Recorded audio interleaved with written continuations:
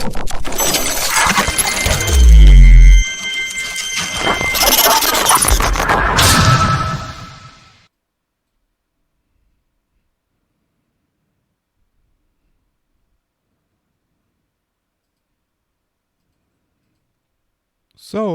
we are now on the screen recording. Hello everyone, how are you today? Let's start by Emilie. How are you today, Emilie? I'm fine. You're fine? That's good. And could you please tell us uh, what you're studying, where do you live? Tell us something about you. Hi, I'm Emily. I'm a high school student in Vancouver, Canada, and I've been working with Liquid Galaxy through Google Code in last year, and right now I'm just testing some things for GSoC. Fantastic. Um, Merul, hey, how are you?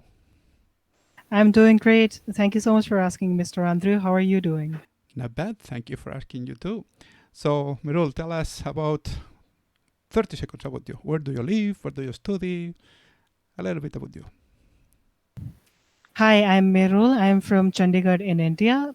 I became a part of Liquid Galaxy as a part of the Google Code program. I am a secondary school student. I study in 12th grade, and I love technology and open source software. So it is an amazing opportunity that Liquid Galaxy has provided to me.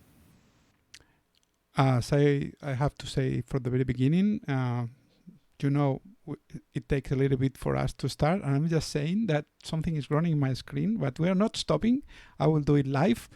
Suddenly, both Emilie and me, we are the same person because under me, after doing it several times, it was correct. I am also Emilie. So sorry for this, but I will change it live, no problem.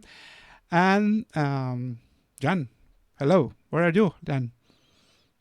Hello, so I'm from Lleida. I'm Jan from Lleida in Spain, and I'm also studying in high school, and I'm collaborating with the Liquid Galaxy project, amongst other projects that the R&D laboratories in Lleida are doing. I'm very grateful to be here and hoping to have a good series in this new podcast. Fantastic. So this is technology. We are not live because we are not streaming, but just I'm gonna try to do two things at the same time. This is not good. I'm gonna edit live my own name because, as I told you, I don't know why, but it changes from me to Emilie, and I don't want to stay over Emilie. So he's he, she is she, and me is me. I'm gonna try it live. It seems that it's almost ready. Oh, letters are in black. Black is in another color. Those had to be in black. This is live.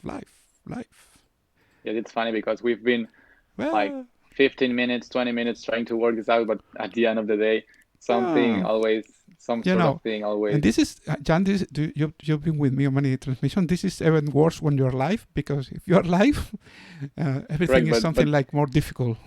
but that's the magic of life, I guess.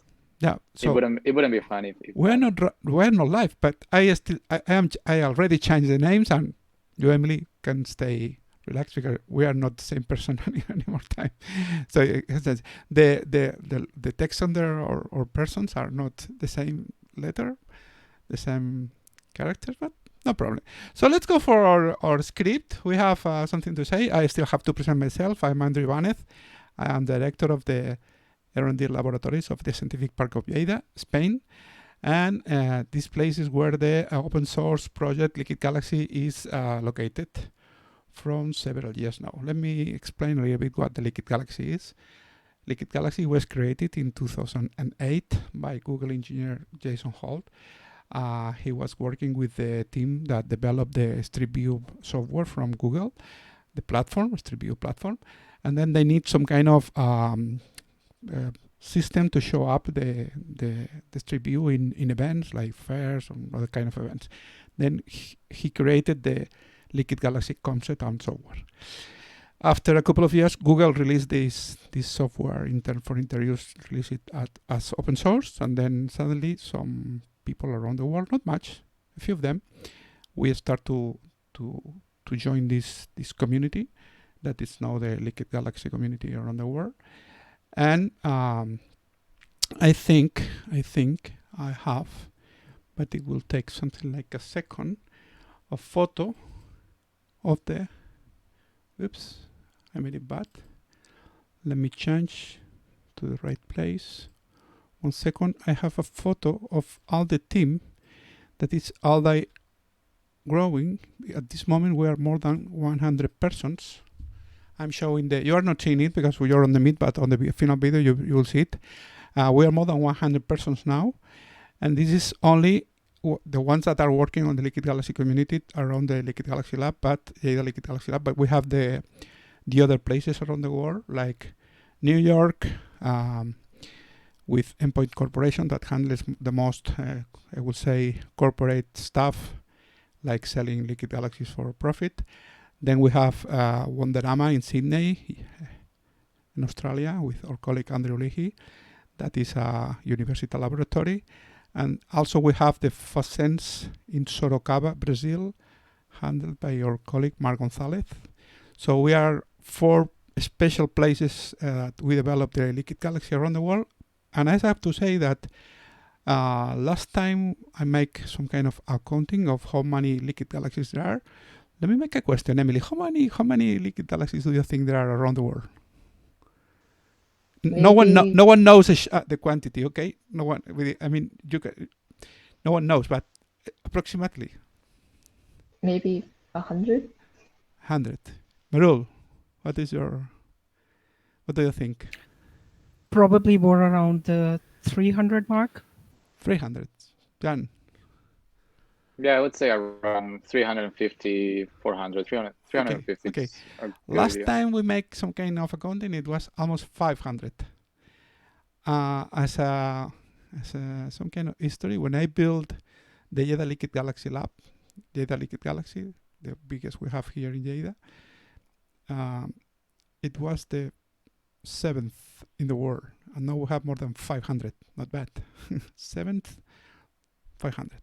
Okay, so let's continue with our text and what else we have to say. Each laboratory does his own activities. In Lleida, Sorocaba, and Sydney, most of the stuff are done by students. They can be students on the university, students on high schools, or even other kind of studies. It depends on the country.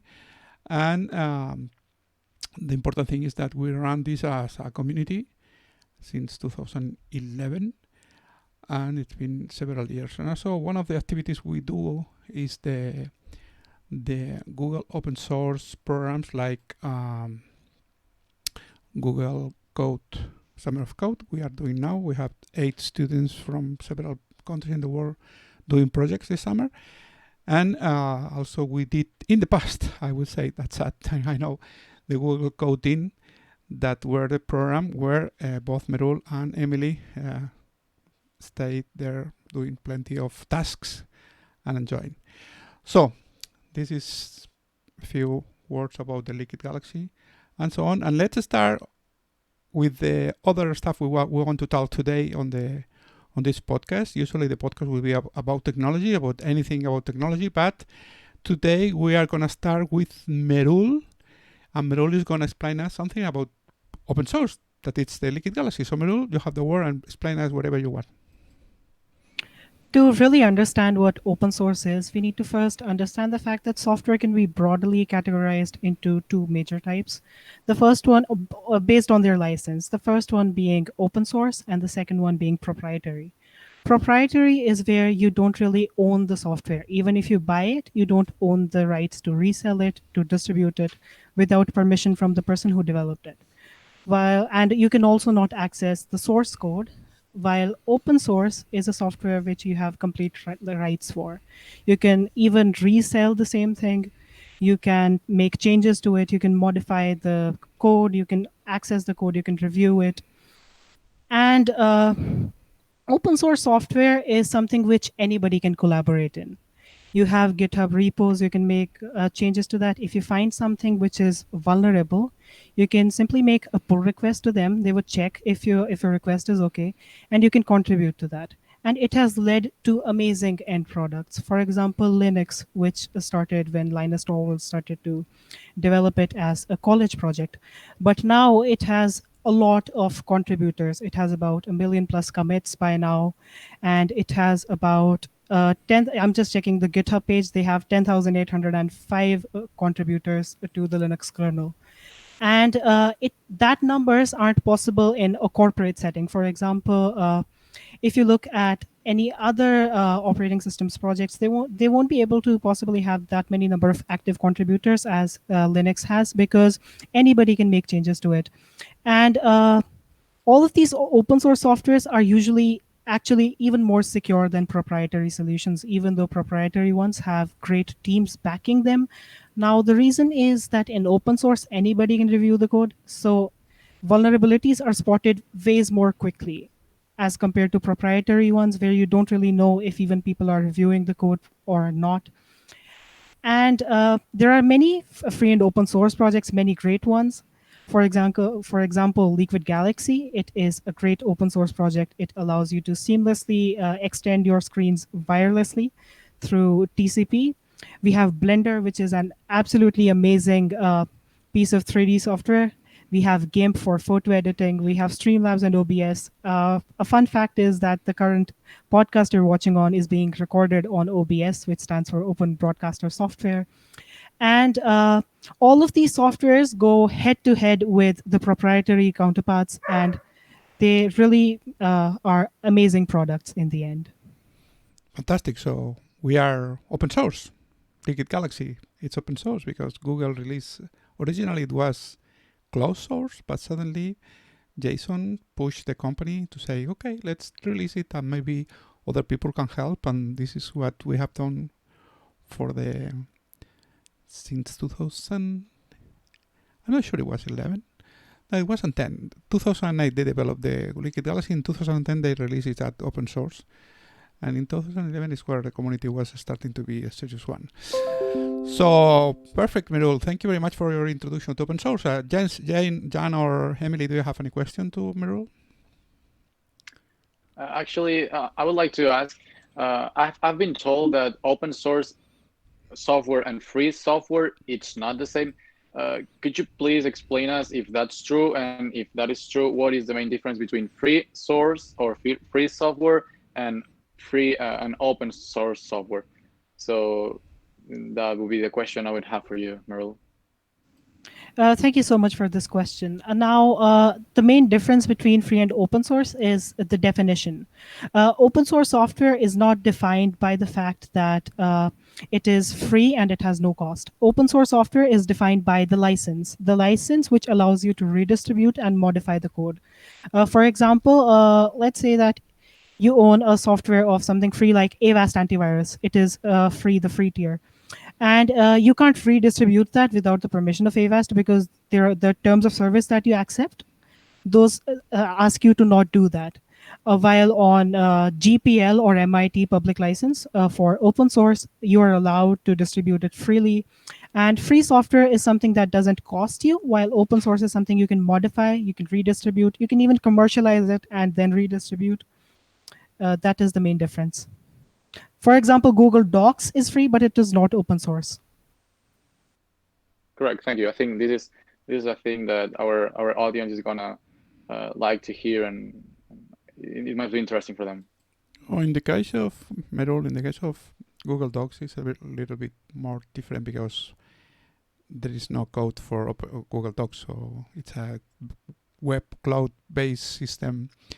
It can be released, of course, but so no one has seen never a closed source. The code has never been released because it's fully on the cloud. It's curious. So, for example, Word from Microsoft or Open LibreOffice or OpenOffice, one are closed, the other are free. But this code you can get. The other, Google Docs being a cloud-based software, is something very, I would say, difficult to release, and because there are a lot of components behind. Emilie, do you have any question for Merul?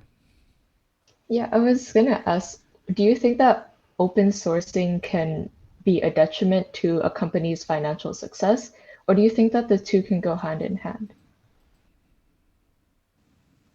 Well, that is an amazing question. If you're plainly thinking about money, then I don't think that open sourcing something makes sense because you want to stand out in competition.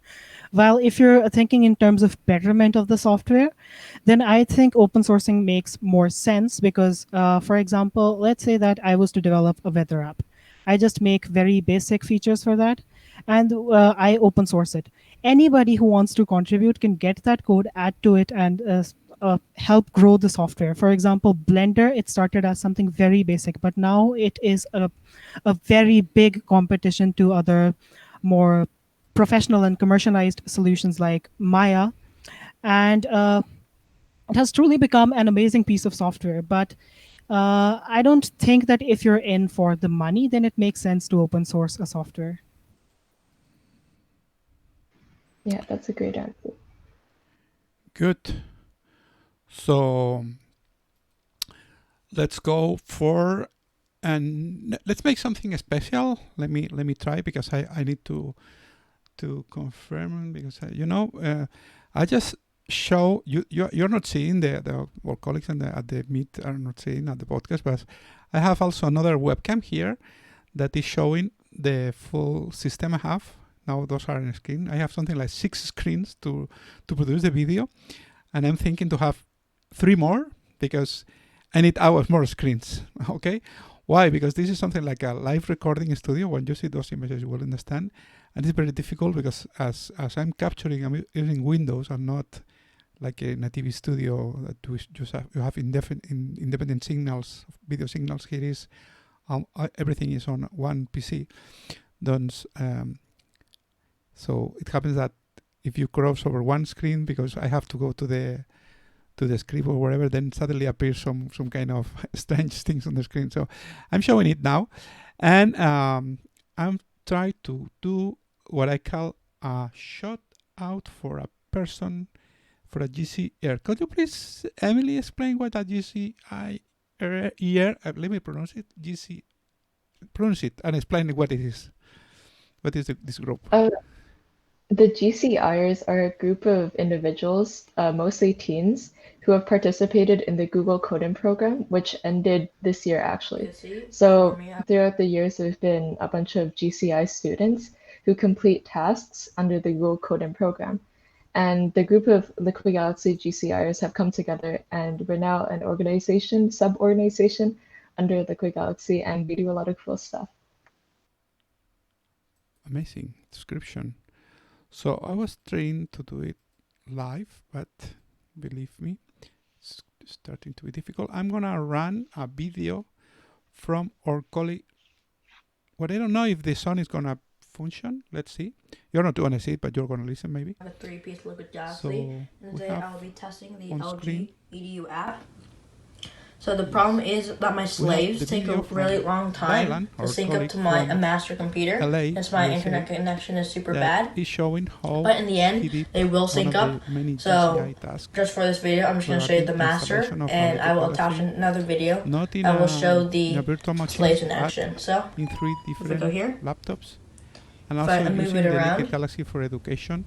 I can actually, if I zoom in, install the software and it's showing up how the I can software actually runs. do that. So this is And something I want to do go to point of interest. I get to go to the moon. on this program. Is making some kind of shout-outs, salutations, and showing the work the other students have developed in the GCA. So we are again on the screen. We are again on the main screen. And let's go for the next text. And now it's your turn, Emilie. What do you want to talk to us? Something also that is related to the open source, very, very close, I think. Explain. Yeah, so I'm going to talk about the new GitHub Readme feature and GitHub Actions. So recently, as you might know, GitHub implemented a new feature where users can create a user profile README, which will display right next to their profile picture. To create one of these, you just have to make a repository with the same name as your username. So the profile README will render directly from whatever repository that has your username. So this profile README allows for a lot more text and interactive content than the plain text bio that usually displays under your profile picture. It's also a lot more visible and eye-catching, displaying even above your pinned repositories. Readmes in software are a really important component for explaining what a project is and what it does. So this profile readme is similar. It allows people to share more personal information and explaining what sets them apart from others. For example, it's written as a normal readme in plain Markdown. With that Markdown comes the possibility for images, GIFs, HTML, and interactive SVG elements, for example. A lot of people have taken this opportunity to add colorful splash header images, GIFs, SVG badges, or even videos, and share more about themselves than the normal plain text bio obviously allows. With this new feature, people have also turned to GitHub Actions to automate a lot of cool features with the README. Someone, I believe, has made MySpace, which you guys might know about. Others have created self-updating lists of the latest blog posts and contributions. And in general, a lot of cool embeds have been created and shared. For example, I personally have a list of my latest blog posts that update. GitHub Actions have been around for a long while, and usually they're used by people to automate deploys, test cases, and in our case, maybe pulling updates from your blog to display on your README. Everything starts off with a simple action.yml file, which you can then set up to do tons of different things. It's even possible to update files as we do with our README. So these GitHub Actions and GitHub READMEs work hand in hand, and these are a really cool example of what automation can do for us. So what are some of you guys' ideas on cool README features that you guys could do with GitHub Actions? So are you using this Merul, for example? No, I'm not using it right now. I don't really have GitHub. I just stage my files locally and I store it in my home server. So you have to start using GitHub. Yes, I really need to. Let me tell you all the first reason you have to use GitHub. Which one do you think is, Jan? Well, probably the fact that it allows, as Merul said before, other people to help you building your codes, and it's like a good way to open source your project. I guess this is one of the main features, but maybe there's people that think other ones are. That's a nice point. But let me go back. The very first reason you have to start to use U2 also to start GitHub is because maybe your hard disk crashes at any moment and you need to have a backup of your code. Backup, always backup, not one but 3 times. 1, 2, and 3. So if you use GitHub, you can be confident that GitHub will not go down usually. Sometimes it happens, but at least the files are there. So first thing, backup, and backup. So, and you are, Jan, you are right. So the other question is that GitHub is the place where you release the code and then other people can get it, use it, or modify it. But the very first reason when you are starting on is because you need some place to make good backups of your code. It seems to be a simple stuff, but it's really important. Very nice, Emilie. Thank you. I'm gonna try again to make a shout-out of a person, and this time it's gonna be about who's the one? Oh, the other colleague that has to be with us today. That's Janiru. And what I'm gonna show you about Janiru, 1 second, is how Janiru develop some kind of interface for the Liquid Galaxy. Of course, we are all night long we're talking about Liquid Galaxy, for using it with controlling with it's gonna be shown now. I am Janiru with Arduino. Today I am going to show you how I made my Arduino setup to interact with Liquid Galaxy through Wi-Fi. On the screens, so I have a full Liquid Galaxy 3 different system laptops with running 3 laptops. Liquid You can Galaxy. see And then it I has zoom the master laptop. You can see Arduino a full controller with Google Earth buttons and is with running other stuff, on the and he controls master and the 2 Liquid slaves. Galaxy with the Arduino. So Okay, this now one you can was see. one of the projects. Lots of students developed this year, past year, GCI. It's going But great. also we are doing Now, this for real in About the my GSOC Arduino setup. So my this Arduino year. setup has So we will mainly have a 2 fully parts. functional The Arduino transmitter controller module with all the and the receiver module. So this is the receiver module. It was connecting a Vimos D1 board to an Arduino Leonardo board. Let me close the video and go back to us. Transmitter is... We are now back on the screen. And I believe that, Jan, it's your turn and you want to explain us something about coronavirus, the pandemic moment we are living on. So go ahead. Yes, we couldn't leave that topic away. So in this series of podcasts, I will be talking about how technology, what impact technology had during these coronavirus times. We're still in the middle of the pandemic, so we're going to be analyzing several areas that have been positively improved by digital services. In today's episode, we'll be mentioning them briefly, and during the next weeks, we will explain in detail each topic. Firstly, we'll be discussing about how authorities can provide official, trustworthy, and timely information about the national status of the pandemic through digital media such as dispelling fake news, informing about travel restrictions, giving practical guidance on protection, or notifying about governmental responses. We will also be talking about the traceability of contacts of symptomatic people, and on the other side of the coin, about the privacy behind those services, which is a very important point to stand out.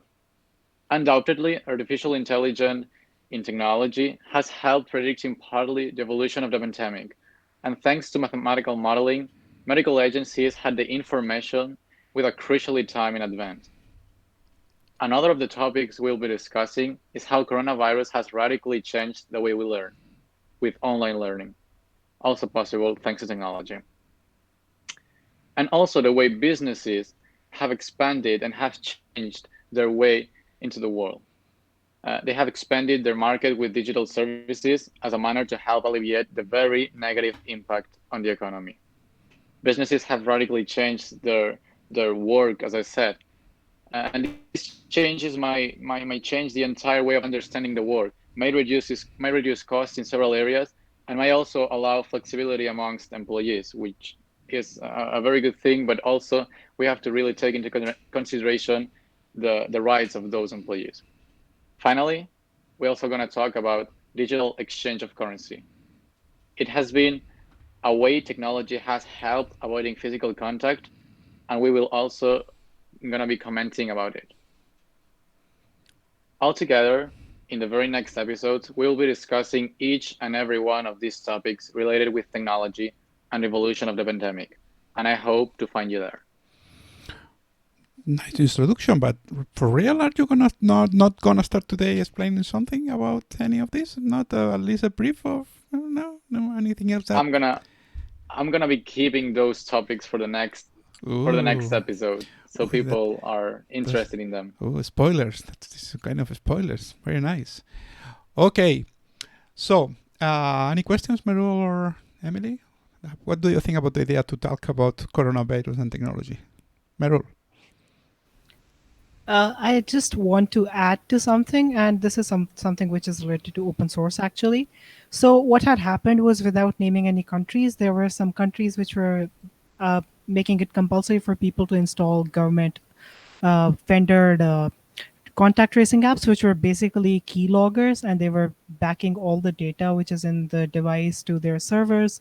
So a lot of countries, to build trust, actually ended up open sourcing those pieces of softwares, and also so that they can be more secure.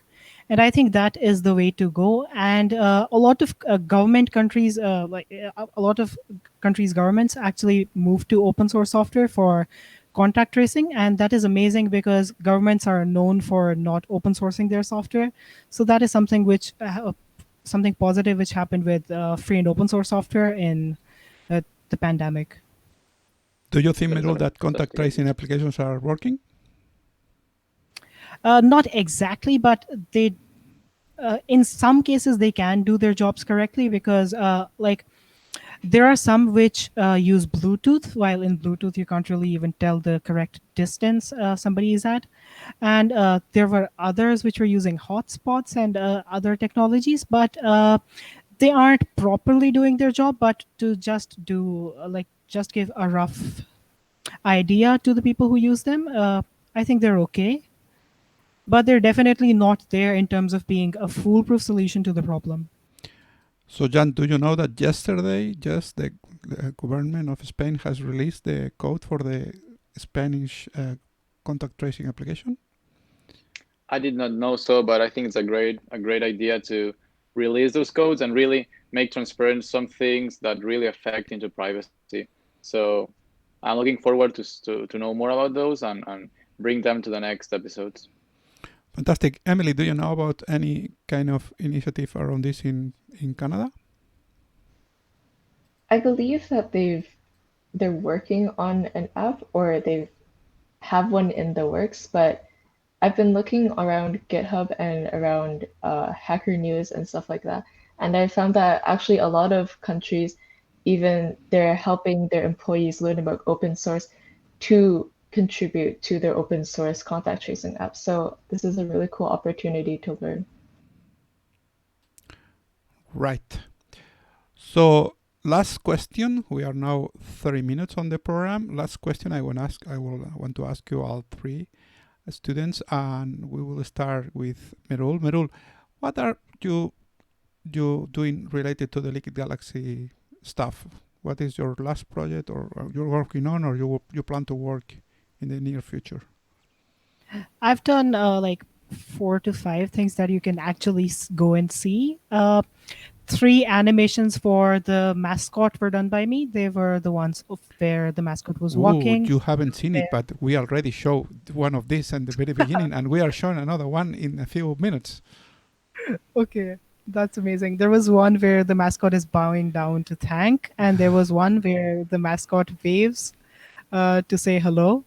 And I made a slideshow widget for the Liquid Galaxy installations page on Liquid Galaxy's website. You can go and visit liquidgalaxy.eu, and there would be an installations tab. The slideshow widget was made by me, and I designed the logo for GCiers Podcast and GCiers, the original logo.